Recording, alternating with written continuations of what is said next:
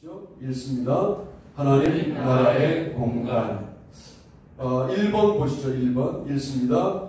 산. 본문이 길지만 한 번 더 읽어봅니다. 마귀가 또 그를 데리고 지극히 높은 산으로 가서 천하만국과 그 영광을 보여 이르되 만일 내게 엎드려 경배하면 이 모든 것을 내게 해주리라. 이에 예수께서 말씀하시되 사탄아 물러가라. 기록되었을 때 주 너의 하나님께 경배하고 다만 그를 섬기라 하였느니라. 아멘. 마태복음 4장 8절로 10절 말씀입니다.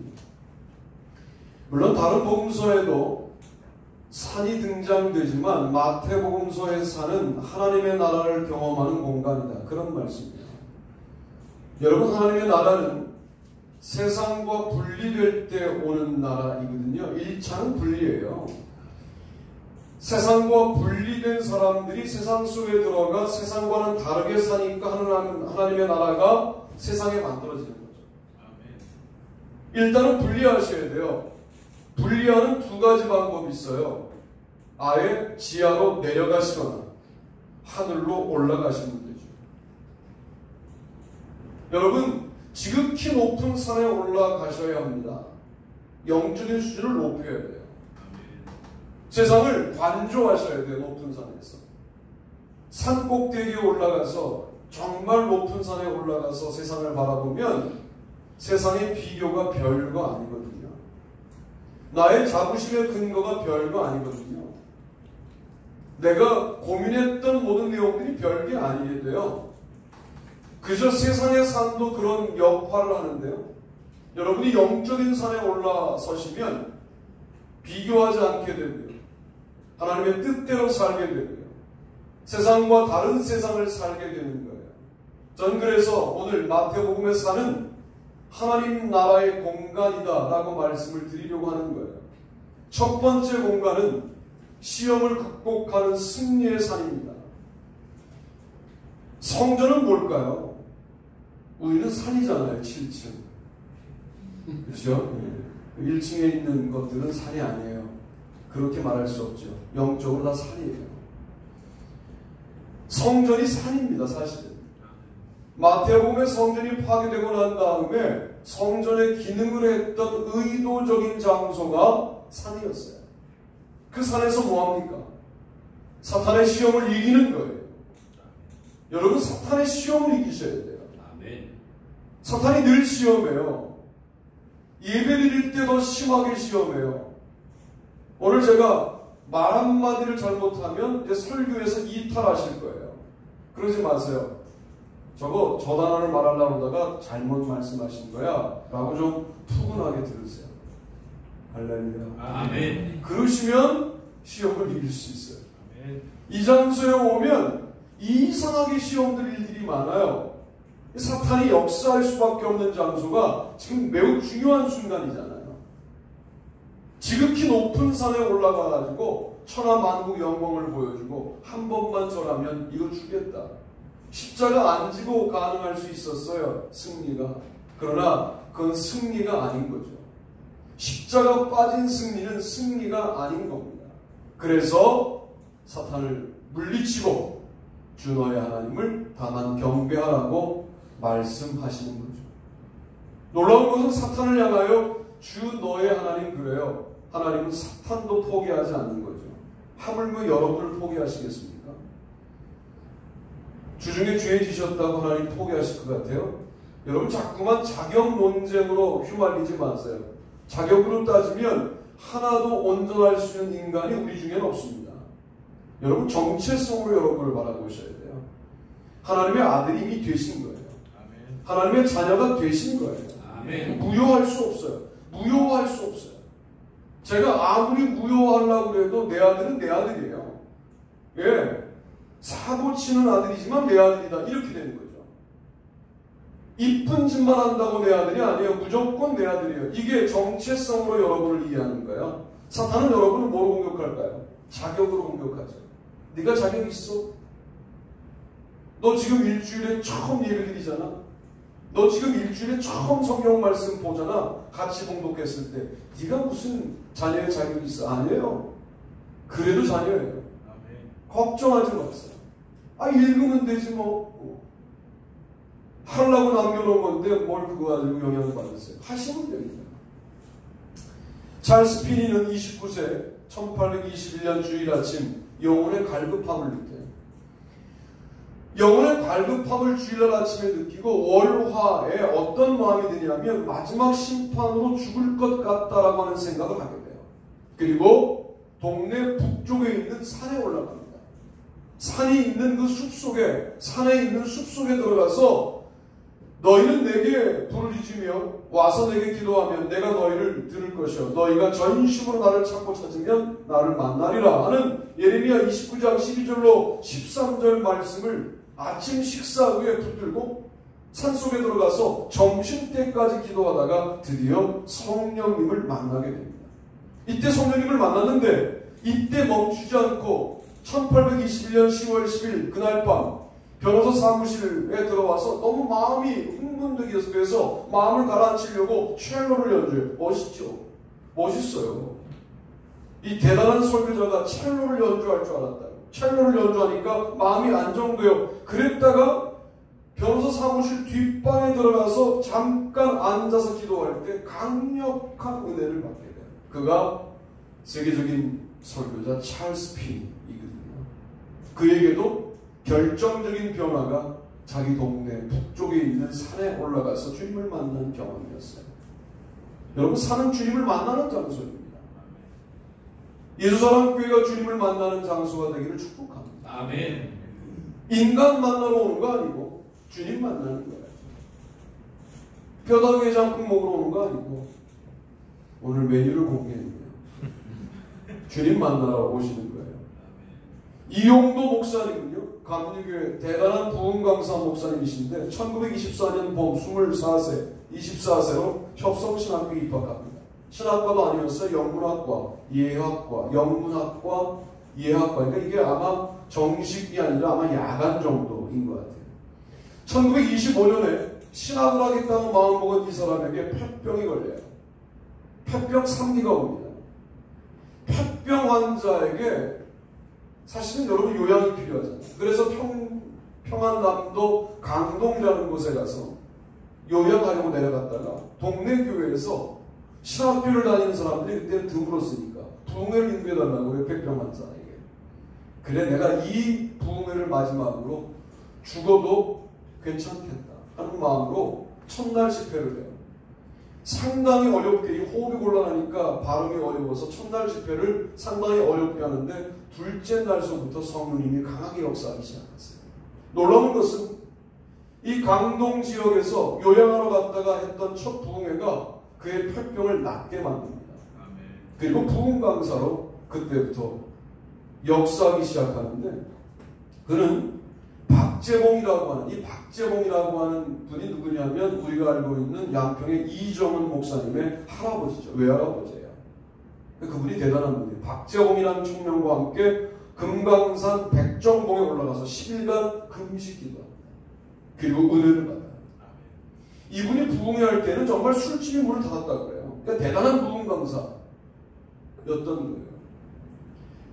늘 몸이 약한데 감교신학대학을 다닐 때 늘 담요 한 장을 뒤집어 쓰고, 그때 그 뒤에가 산이었답니다. 지금은 그 주택들이 있지만 올라가서 늘 기도하시다가 예수님처럼 살다가 예수님처럼 죽기를 기도했는데 정말 소설처럼 33살에 예수님처럼 돌아갔어요. 오늘날 이용도 목사님에 관련된 거의 신화적인 이야기들은 너무 많아서 다 열거하기도 어려울 만큼 대단한 부흥 강사입니다. 그에게도 백정봉이라고 하는 금강산에 산기도가 있었어요.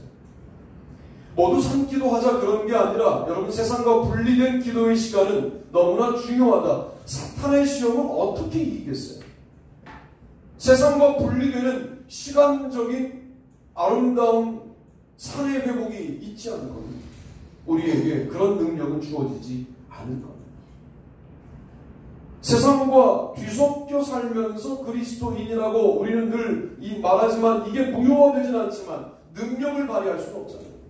이게 능력을 발휘하려면 순간순간 세상과 분리하는 기도가 필요하다 하는 말씀을 드리고 싶습니다.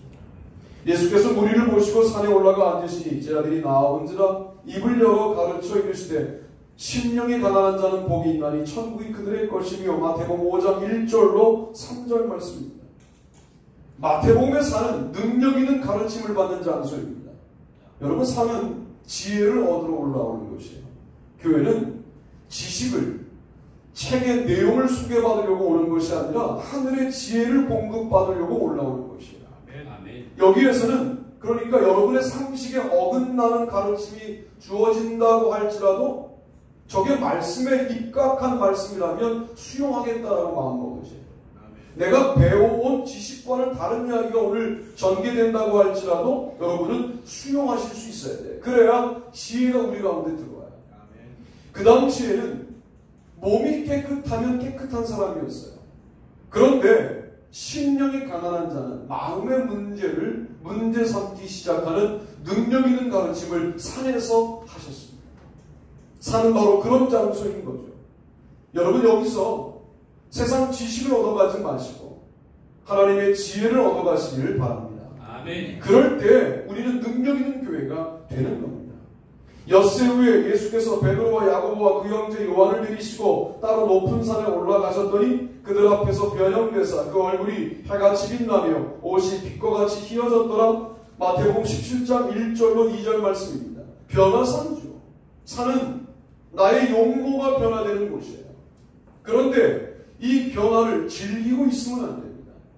이 변화를 즐기면 안 돼요. 이 은혜를 즐기면 안 돼요. 우리끼리의 이 좋은 분위기를 즐기시면 안 돼요. 산 아래로 내려가려고 산 위에서 변화를 경험하는 거예요. 늘 산 위의 변화는 산 아래와 연동되어야 하는 것입니다.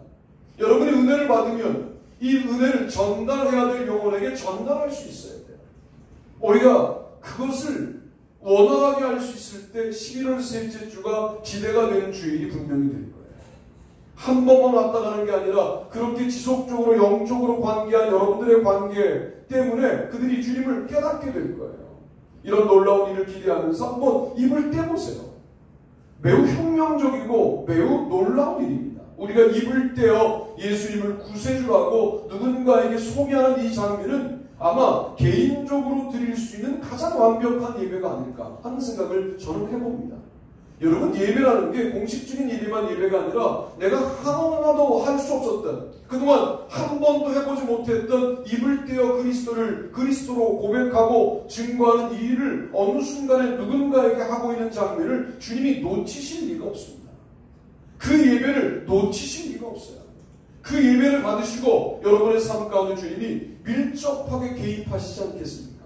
그런 놀라운 일들을 우리는 경험하기 위하여 오늘 여기서 변화를 받아야 한다라고 말씀을 드리고 싶습니다.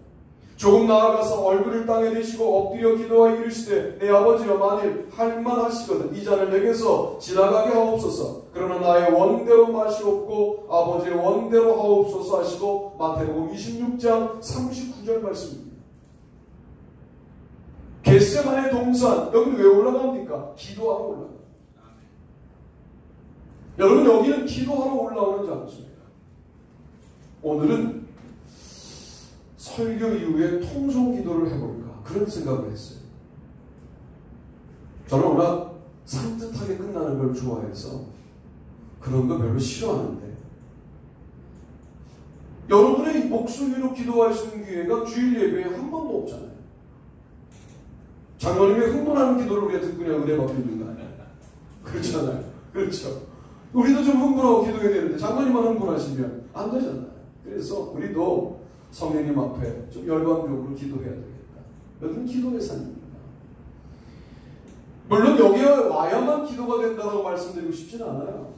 오실 수 없는 상황에서는 여러분의 삶의 환경에 허리를 잘라 기도하시면 됩니다.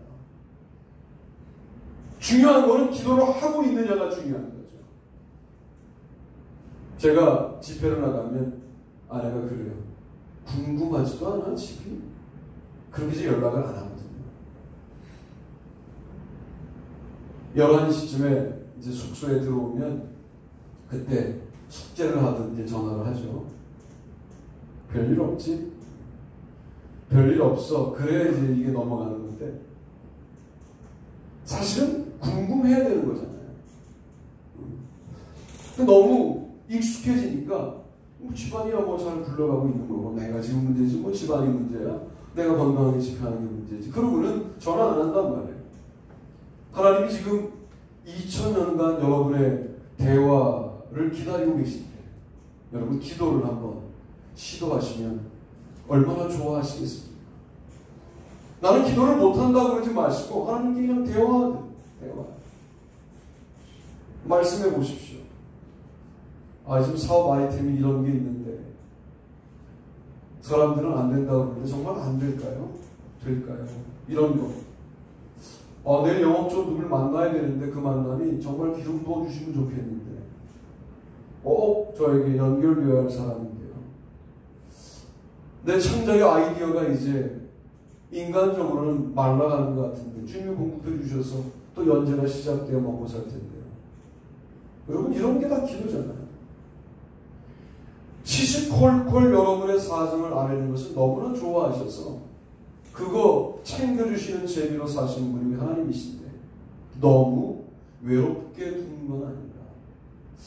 하나님을 너무 외롭게 두시지 말고 하나님에게 좀 대화를 시도하시길 바랍니다. 우리는 친할수록 대화를 못하는 속성이 있어요. 엄마하고 아들들 대하는 거 보면 참 이게 가족인가 싶어요. 그렇죠? 엄마하고 아들들은 거의 이게 무슨 처음 만나거나 아니면 대단히 감정적으로 이상하거나 이런 대화들 주로 하는데 너무 친해서 그런 것 같아요. 그런데 그러다가도 이제 아들이 아프면 또 엄마가 얼마나 또 울면서 기도하는지. 사실은 정직한 감정은 아들이 아팠을 때 나왔던 그 감정인데 우리는 일상생활 속에서는 그런 감정으로 대화하는 법을 잘 모르는 것 같습니다. 여러분 일상생활에 좀 친근하게 주님에게 대화하시는 아름다운 성도가 되시기를 바랍니다. 제9시쯤에 예수께서 크게 소리질러 이르시되 엘리엘 라마 사박다니 하시니 이는 곧 나의 하나님 나의 하나님 어찌하여 나를 버리셨나이까 하는 뜻이라. 마태복음 27장 46절 말씀입니다. 여러분 갈보리 산은 무슨 산입니까? 내가 죽는 산이에요. 내가 죽어야 돼요. 주일 학생들 잘 들어요. 누가 설교 듣고 싶니? 응? 사실은 설교 누가 듣고 싶어? 다 핸드폰 하고 싶지. 응? 그렇잖아요. 이걸 참는 거예요. 이걸 견디는 거예요. 한두 번 하고 싶은 나를 이 순간은 죽이는 거예요.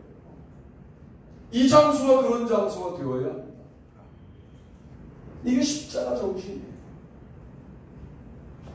오늘도 마찬가지예요. 누가 설교에 집중하고 싶어요? 슬쩍 딴짓하고 싶지. 오랫동안 제 설교를 들었던 분들은 고도의 능력들이 있어요. 그래서 집중하는 척하지만 안 들을 수도 있어요. 그러나 우리 학생들은 안 들리면 자잖아 그냥.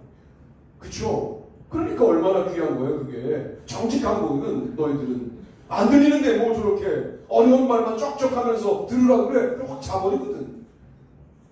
학생들이 설교를 못 듣는 것 같아서 제가 오늘 학생들에게 좀 포인트를 좀 맞춰봐요. 그게 네가 못 듣는 게 아니야. 착각하지만 이 공간은 매우 영적인 공간이면서 너희들이 스스로 안 듣는 게 아니야. 너는 스스로 안 듣는 것 같지만 배후에 악한 영이 역사하는 것 같아. 귀를 열고 마음을 열고 듣다 보면 이상하게 울컥 주님의 십자가가 내 가슴 속에 들어오는 순간들이 와요. 그때 너희들은 찰스 피니가 되고 마틴 루터가 되고 빌리 썬데이가 되고 빌리 그레함이 되는 거야. 나는 비록 서영선일지라도 당신들은 빌리 그레함이 되는 거예요. 난 이런 일들을 기대하기 때문에 이 일이 얼마나 소중한 일인가 하고 이 말씀을 증거합니다. 교회에 와서 자기가 죽어야 돼요. 자기가 살아있으면 안 돼요. 자아가 살아있으면 안 돼요. 그건 교회가 능력 있는 교회가 아닌 거예요. 자아가 죽는 교회가 되기를 바랍니다. 네. 11제자가 갈릴리에 가서 예수께서 지시하신 산에 이르러 예수를 배웠고 경배하는 아직도 의심하는 사람들이 있더라. 마태복음 28장 16절로 17절 부활도 산에서 일어난 사건입니다. 정말 죽었어야 부활이 감격으로 다가올 거 아닙니까? 정말 우리 인생에 주님 앞에서 내가 죽는 경험이 있었어야 부활이 또 감격이 될 것 아닙니까?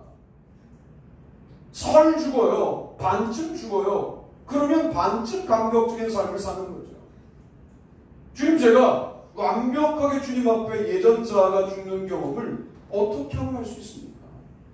라고 기도하시다 보면 이러저러한 경험을 통하여 우리의 예전 자아들을 죽이시고 새로운 자아로 살리실 때 오는 신앙적인 감격들이 있다는 거죠. 이때 사람들은 뭐라고 말해요? 이렇게 말하잖아요. 나의 인생은 너를 만나기 이전과 이후로 갈라져. 이렇게 말하잖아요. 꼭 이런 멘트를 적어뒀다가 꼭 연애할 때 쓰잖아요. 나는 너를 만나기 이전과 이후로 갈라져. 그거 거짓말이에요. 그런 말 믿지 마세요. 너를 만나기 이전과 이후로 갈라지게 만들 유일한 분은 예수님밖에 없어요. 그래서 BC와 AD를 가르는 분이 예수님이신 거죠. 예수님을 만나면 예전에 내가 죽어요. 새로운 자아로 부활해요. 아멘. 그것도 산에서 일어난 사건이에요. 여러분, 그런 놀라운 일을 예수 사랑교회라고 하는 이 산에서 경험하시기를 주님의 이름으로 부탁드립니다. 아멘. 두 번째 보시죠.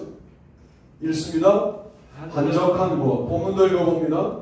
예수께서 각종 병이 든 많은 사람을 고치시며 많은 귀신을 내쫓으시되 귀신이 자기를 알므로 그 말하는 것을 허락하지 아니하시니라.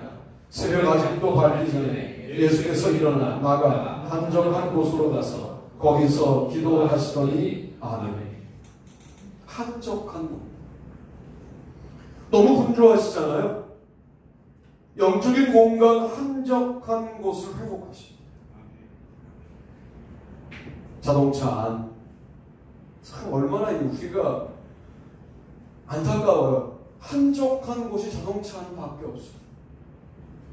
오늘날 현대인 참 속상한 일이죠. 여러분, 동네에 좋은 카페도 좋고 다니시다가 동춘동까지 왔으면 교회에 올라오시고, 아니면 동네 조용한 곳에 가서 하나님 좀 생각하고 기도하고. 여러분, 이게 우스운 일이 아닙니다. 대단한 일이에요. 주님께서 지금 나병 환자를 고치셔서 사람들이 들끓어 오르고 있었어요. 많은 일을 하셨어요. 그런데 한적한 곳에 가서 기도하셔요. 분주하게 일하고 난 다음에 자는 걸로 그 분주한 일을 끊고 그 다음 이어가는 것은 아름답게 살아갈 수 없어요. 근데 분주하게 일하고 난 다음에 기도하시고 그 다음 분주하게 일하면 이건 색깔이 달라져요. 내용이 달라져요. 영적으로 이 한적한 곳의 기도가 여러분의 분주한 모든 일상들을 열매 맺게 만드는 아름다운 보일러 역할을 하거나 아름다운 뿌리 역할을 분명히 하게 될 것입니다. 그런 놀라운 일들을 경험해 보자는 거예요. 그러나 그 사람이 나가서 이 일을 많이 전파하여 널리 퍼지게 하니 그러므로 예수께서 다시는 드러나게 동네에 들어가지 못하시고 오직 바깥 한적한 곳에 계셨으나 사방에서 사람들이 그에게로 나아오더라. 1장 46절 마가복음.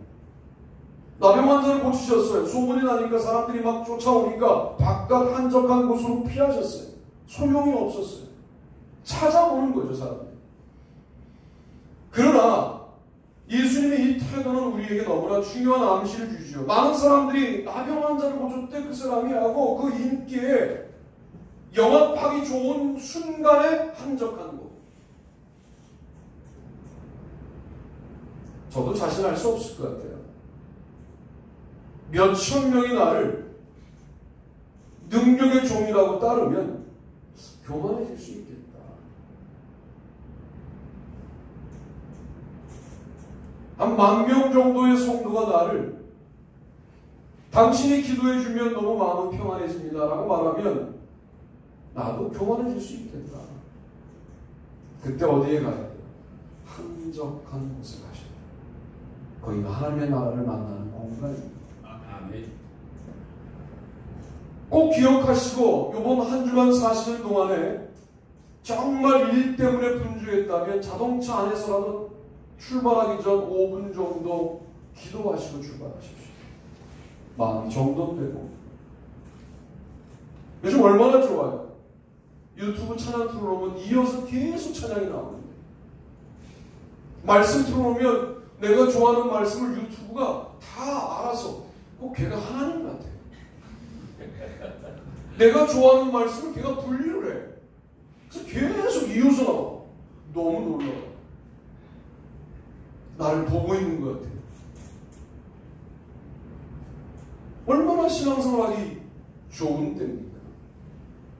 여러분, 한적한 곳에서 인기에 영합하지 않을 힘을 얻는 거예요. 이게 하늘나라를 경험하는 매우 중요한 일입니다.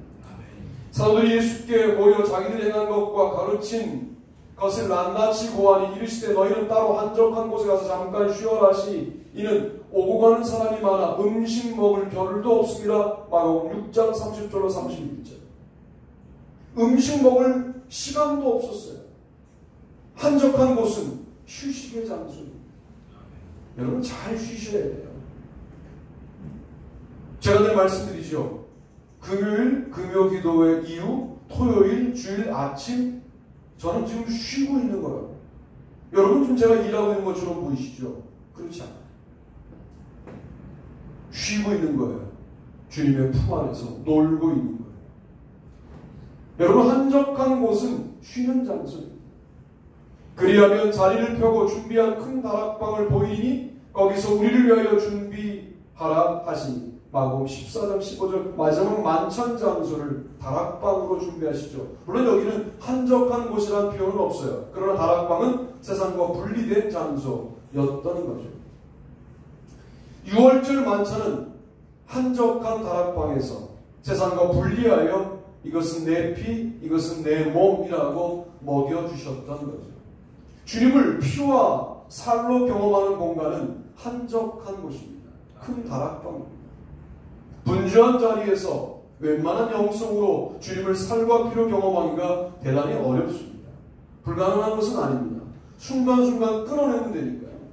그러나 한적한 곳을 찾아가시는 것은 매우 훌륭한 방법이라고 말할 수 있겠습니다. 저는 묵상하다가 이런 생각을 했어요. 왜 마가복음은 14장 50절에서는 놀랍게도 배운 이불을 두르고 쫓아오던 한 제자가, 익명의 제자가 정체가 발각되자 배운 이불을 벗어버리고 알몸으로 뛰어 도망갔다는 이야기를 왜 넣었을까? 문학 비평을 하는 그런 학자들은 이 본문을 뭐라고 보냐면 마가가 자기의 부끄러운 모습을 한 줄 집어넣었다. 그래서 나도 제자인데 내가 어떤 제자였냐면 배운 이불을 들고 주님을 따라가다가 발각되어 빨가벗고 뛰었던 정말 부끄러운 제자가 나다라고 자기 고백을 집어넣었다라고 해석합니다만 상당히 은혜로운 해석인 것 같아요. 여러분이 혹시 제자였다면 어떻겠어요? 십자가 앞에서 우리도 다 발가벗고 뛰지 않았겠습니까?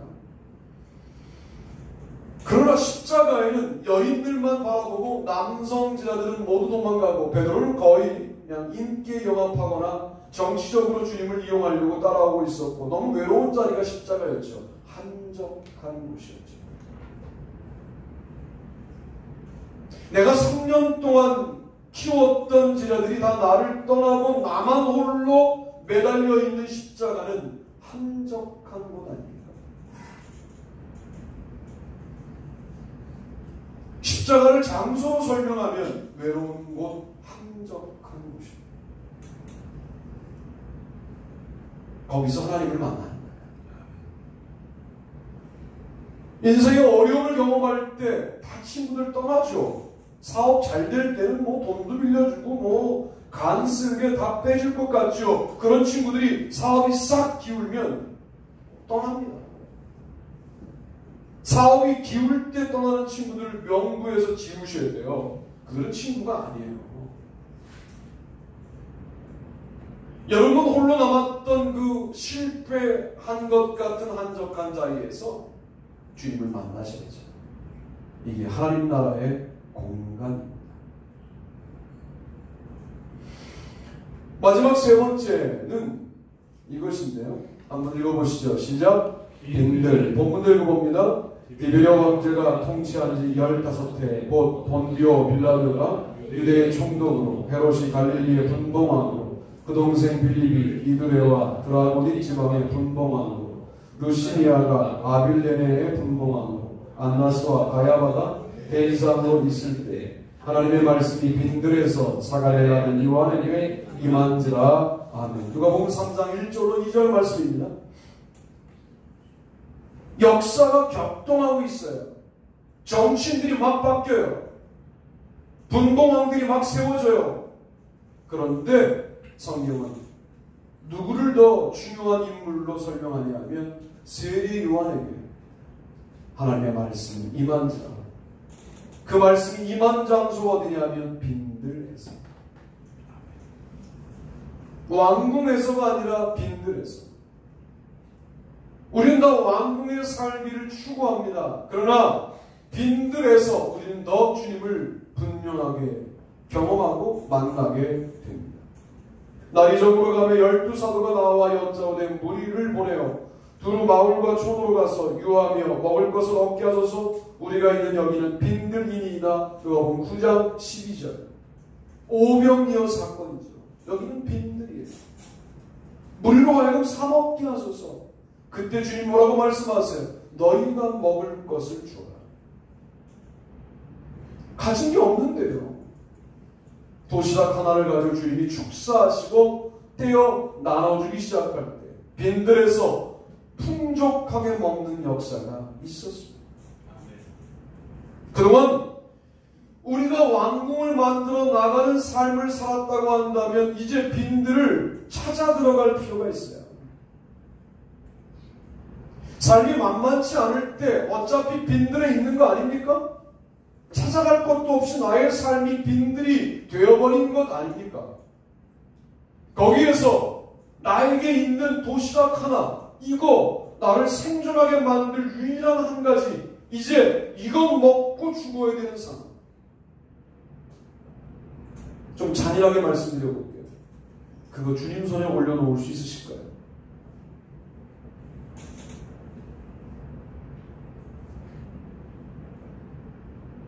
양명철 목사님 사모님 오빠니까 어떻게 되는 거예요?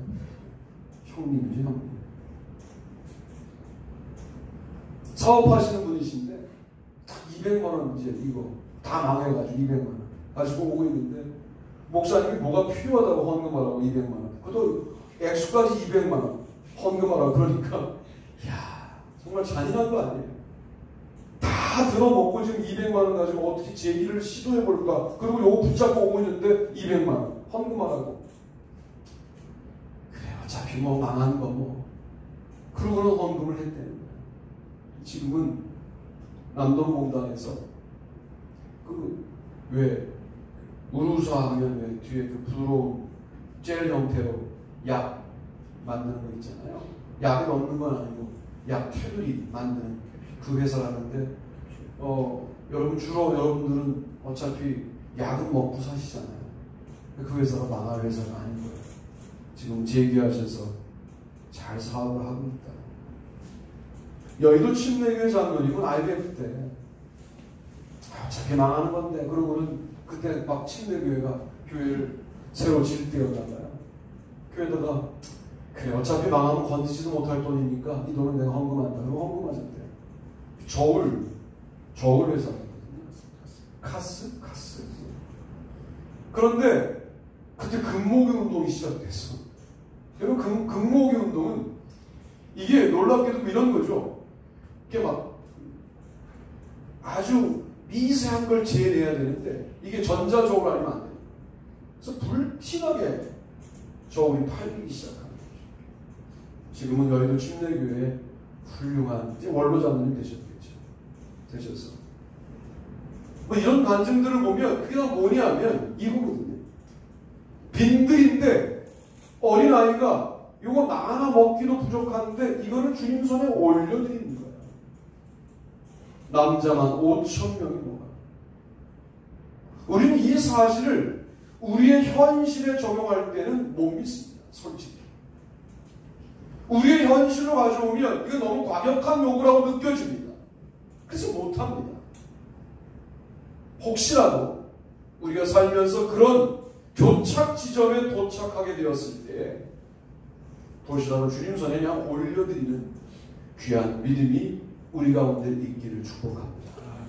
다 없애는 그 나라에 크게 흉년이 들어 그가 비로소 궁핍한지라. 누가복음 15장 14절 잘 아시는 탕자의 비유의 말씀이죠. 그가 돈이 있을 때 아버지를 떠난 장소가 빈들인 걸 몰랐어요.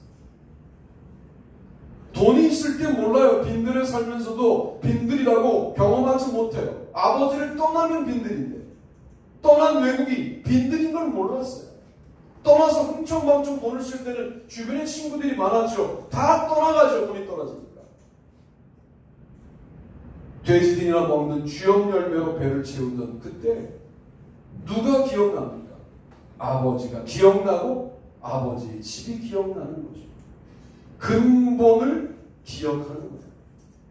그리고 돌아가 품꾼의 하나라도 써달라고 부탁해야 되겠다고 아버지를 향하여 돌아가는 거예요. 그는 빈들에서 아버지를 떠올려요. 돈이 떨어진 빈들에서 아버지의 집을 떠올려요. 그리고 아버지에게 돌아갑니다.